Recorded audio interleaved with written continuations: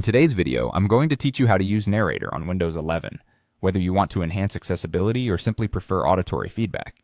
Narrator is a built-in screen reader that can help make your computing experience more inclusive and convenient.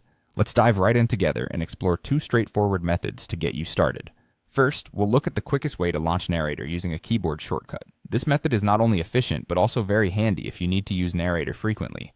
To begin, press the Windows key, Control, and Enter all at the same time. This simple combination will instantly activate Narrator, and you'll start hearing a voice describing the items on your screen right away.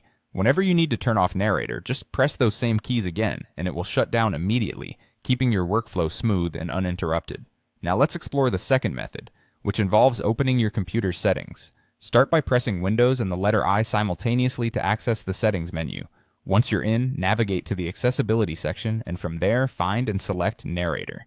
You will see an option to turn Narrator on. With just one click, your screen reader will come to life. But there's more you can do here to enhance navigation efficiency, like turning on scan mode. By pressing Narrator plus the spacebar, scan mode activates, allowing for easier navigation.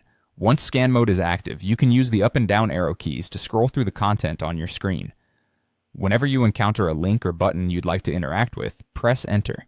This makes accessing information seamless and intuitive.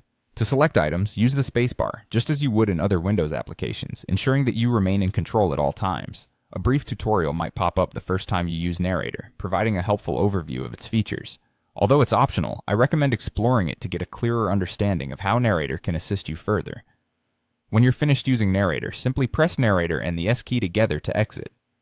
This ensures that the tool is always available when you need it, without occupying resources when it's not in use. In summary, using Narrator on Windows 11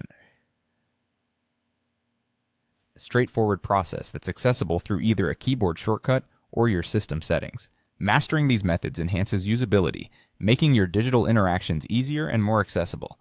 So give it a try and discover how Narrator can work for you.